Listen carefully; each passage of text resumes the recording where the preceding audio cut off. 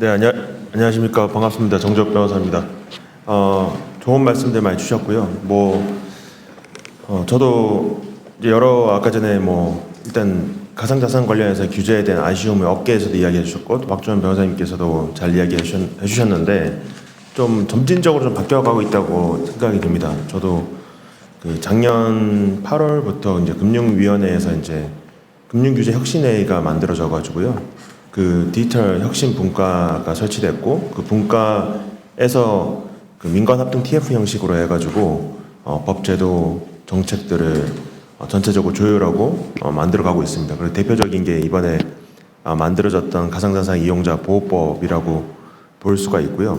그 TF가 지금도 유지되고 있습니다. 저도 이제 워킹그룹 참여해가지고 계속 가고 있는데, 1단계 입법은 이때 국회에서 통과가 됐고, 2단계 이제 디지털 자산 기본법 관련된 사항, 또 1단계 시행령 관련된 작업들이 계속적으로 추진되고 있는 상황이기 때문에 예전과는 조금 달라졌다라고 저는 생각이 되고요. 특히 금융감독원장님도 뵈도 그렇고, 또 금융위원회 담당 국장님도 그렇고, 다 책임의식을 가지고 이 부분에 대해서 조금 정책적인 접근을 좀 적극적으로 하려는 의지들이 작년부터 시작해서 이어지고 있다라고 생각되기 때문에 민간에서 많은 의견들을 좀 개진해서 전달만 할 수 있다면 정책적으로 만들어지는 과정들은 예전보다는 훨씬 나을 거다라고 생각이 들고, 그 이유가 이제 예전에는 가상자산이라는 것에 대해서 이제 투기 열풍에 대한 과열의 해소에 핵심적인 방점이 있었고,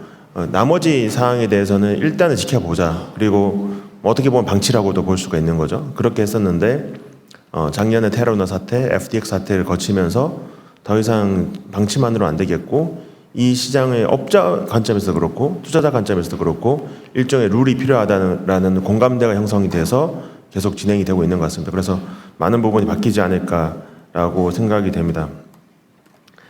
그래서 일단은 오늘 이제 그 세미나가 그 중재제도 활용 부분하고 또 그 활용되는 분야가 이제 가상자산인데요. 저는 운이 좋게도 초반에 가상자산과 관련돼서 여러 가지 분쟁을 많이 수임해가지고 경험을 했습니다. 그래서 예를 들면 해킹 사건 또는 불법 외환 송금 사건 여러 가지들을 했는데, 일단 가상자산과 관련된 분쟁의 유형을 좀 유형할 필요가 있다라고 저는 생각이 됩니다. 그러니까 어떤 부분들은 중재에 적합할 수도 있고요. 또 어떤 부분들은 적합하지 않을 수도 있습니다. 예를 들면 중재에 적합할 수 있는 부분들은 예전에 코인 관련 중재 거의 활용되지 않는다라고 말씀하시면, 사실 아까 업계에서 이야기하셨듯이 해외 ICO를 하거나 또는 해외의 거래소 보면 중재로 그 이용 약관이 다 되어 있거든요.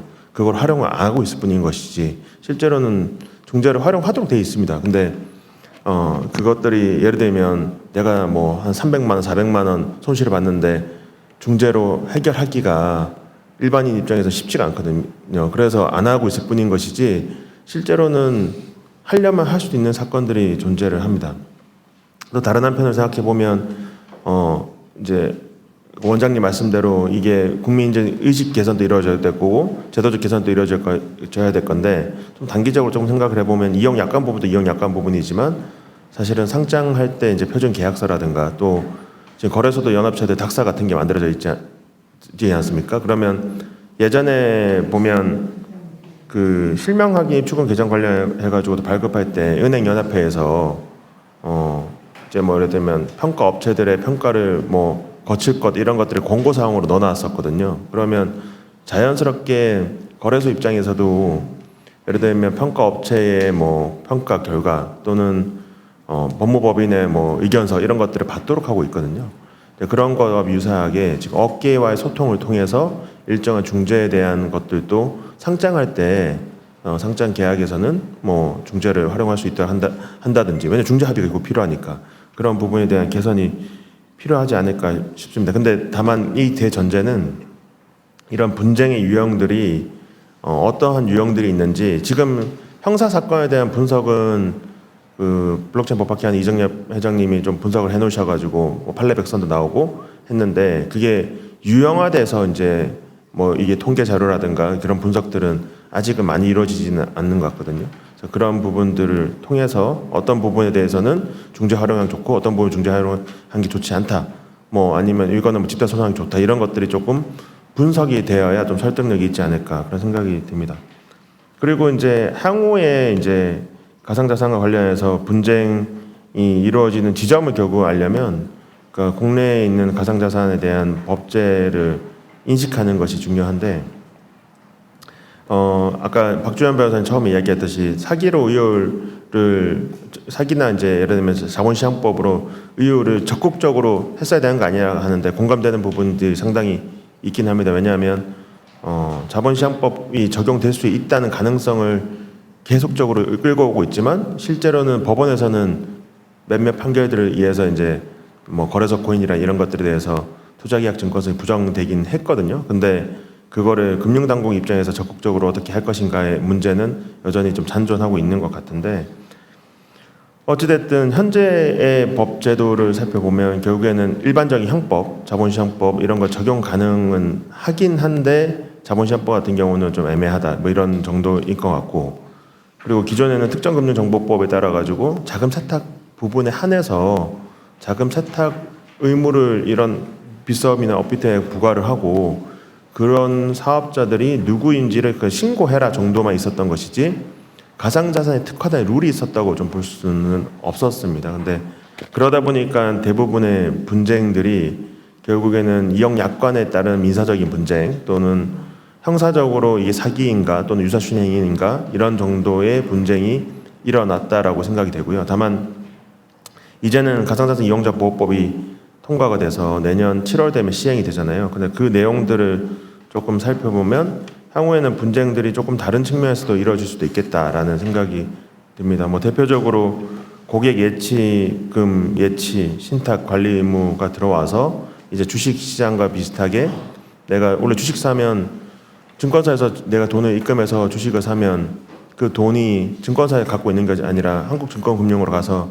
결국 채권 매입에 사용되는 거 비슷하게 지금 거래소한테 내가 돈을 예치하면 이제 거래소가 그냥 별단 예금 계정에 그냥 구분해서 관리하고 있는데 그게 아니라 제3의 은행과 비슷한 신뢰성 있는 기관에 예치를 해야 되는 것이니까 이런 예치 의무를 제대로 이행하지 않았을 때 분쟁 가능성들도 있을 것 같고 또 제7조 이런 거 보면 가상자산 이제 보관 의무가 생기는데 실질적으로 그 이용자가 위탁한 가상자산과 동일한 종류, 수량 이런 것들을 실질적으로 보유해야 한다는 원칙이 들어옵니다. 그러면 이 원칙의 함의를 우리가 곰곰이 생각을 해보면 이번에 무슨 크립토 예치 업체들이 막 사건이 터졌잖아요. 연쇄적으로 출금 중단하고 했는데 그런 행위가 사실은 원천적으로 조금 하기 어려워지는 거죠. 왜냐하면 내가 고객한테 수탁받은 가상자산은 내가 실질적으로 보유하고 있어야 되기 때문에 임의로 제3자한테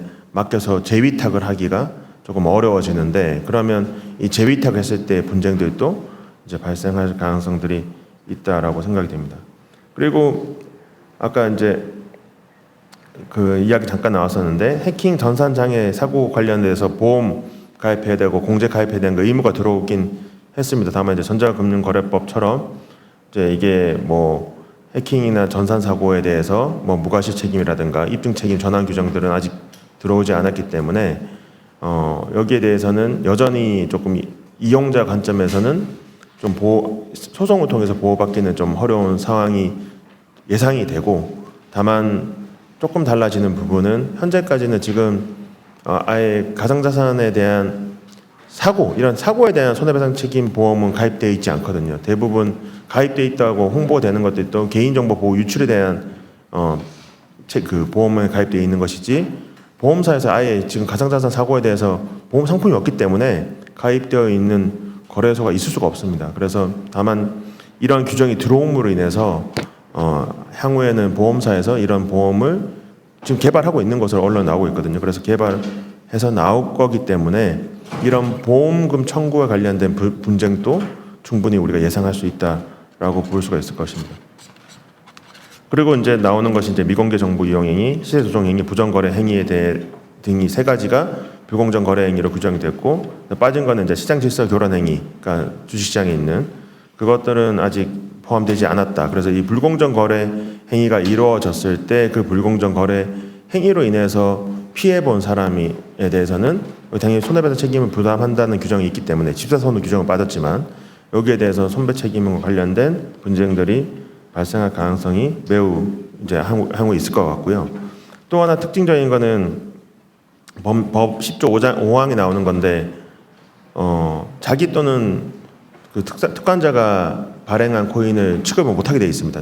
그러니까 원칙적으로 무조건 못하는 건 아니고 원칙적으로 취급을 못하게 돼 있고 뭐 대통령을 정한 사유를 통해서 예외적으로 이제 할 수 있게 돼 있는데 지금 특검법에는 이게 내부 통제 기준으로 이런 취급하지 못할 것에 대한 내부 통제 기준을 만들도록 하고 있고 위반할 때는 이제 과태료 규정이 있습니다. 그리고 뭐 계속 위반하면 이제 영업 정지도 가능한데 이게 이제 하나의 불공정 거래 행위로 들어왔다는 것이 이제 특징적이고 그러면 자기 또는 특권자가 발행하는 가상자산을 취급할 수도 있거든요. 그러니까 내가 뭐 어떤 업체들을 인수했는데 그 업체가 취급하고 있는 코인이 뭔지 몰랐다 할 수도 있는 것이고 그러면 이거 취급했을 때에 이제 형사처벌과 더불어서 관련된 분쟁들도 충분히 존재할 수가 있다고 생각이 됩니다. 마지막으로는 이제 임의적 입출금 차단 금지 조항이 들어갔습니다. 가상자산과 관한 입금 또는 출금 이렇게 되어 있거든요. 가상자산 관한 또는 입금 출금되어 있기 때문에 가상자산 자체의 입출금도 포함될 수 있고 그리고 가상자산과 관련된 이제 KRW 포인트를 원화로 바꾸는 그런 입출금도 포함될 수가 있습니다. 그거를 이제 거래소가 예를 들면 테라루나 사태 때 어떤 거래소는 갑자기 출금 정지하고 입금 정지하고 막 이게 대중이 없었거든요. 근데 이용 약관 보면 좀 거래소한테 유리하게 좀 사유들이 폭넓게 규정이 되어 있습니다. 이제 그런 것들을 임의적으로 못하고 그거를 대통령령으로 정하겠다라는 취지이기 때문에 이제 예를 들면 거래소가 입출금을 중지를 했다 또는 가상자산의 전송이나 이런 거 중지를 했다고 했을 때 그게 과연 대통령의 정한 사유에 부합하는지를 다투면서 거기에 대한 손해배상 청구를 하는 것들도 좀 생각해 볼 수가 있을 것입니다. 그래서 정리를 하면 지금까지 발생했던 가상자산과 관련된 민사적인 분쟁을 이제 유형화하는 작업들이 저는 필요할 거라 생각되고요. 또 다른 한편으로는 이제 미래형으로 가상자산 이용자 보호법이 내년 7월부터 시행이 되니까 이거 관련된 분쟁 유형들을 우리가 유형해서 예상해보는 작업들이 필요할 거라고 생각되고요. 그게 좀 정리가 되면 이제 원장님을 필두로 해서 이 상사중재원에서 좀 중재 제도를 좀 활용해서 국민들 좀 그 자산을 좀 보호할 수 있는 방안들을 적극적으로 좀 제안해서 이게 입법화되거나 좀 법 제도화 되면 좋겠다는 생각이 듭니다. 여기까지 하겠습니다.